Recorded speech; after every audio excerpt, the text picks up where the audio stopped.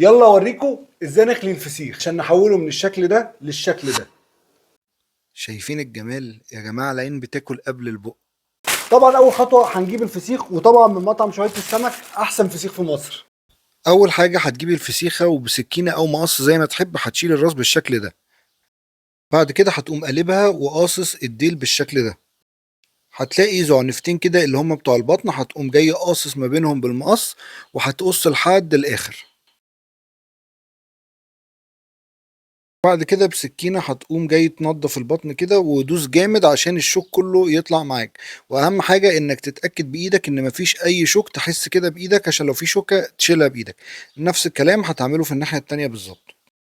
دلوقتي خلاص اتأكدت بايدك ان مفيش شوك، هتبتدي بقى تنضف دنيتك كده عشان تشتغل على نظافة. اول حاجة هتيجي بصباعك كده من جنب السلسلة وتمشي عشان تفرق اللحم عن العظم زي ما انتوا شايفين كده، وهتعمل نفس الكلام في الناحية التانية كده. بقى السلسلة هتطلع معاكم بكل سهولة. هتعدي بصباعك تاني عشان تحدد المكان اللي انت هتشتغل فيه بالظبط، عشان الشوك يبقى هو اللي في النص واللحم يمين وشمال. وبعد كده تجيبها كده وبالسكينة تبتدي تكحت اللحم واحدة واحدة كده زي ما انت شايف. اهم حاجة ان انت ايه، بالراحة، مش محتاجة اي قوة. ادي كده اول جنب طلع معانا. خد انت بقى ايه التصبيرة دي لحد ما نسخن عيش البلدي.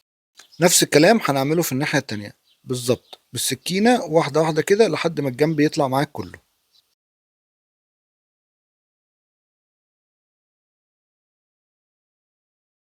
هنبتدي بقى ايه نرص في الطبق كده. وخد انت برضو ايه التصبيره دي لحد ايه ما نغسل البصل الاخضر. شويه زيت بقى وشويه بصل اخضر كده عشان ايه الشكل.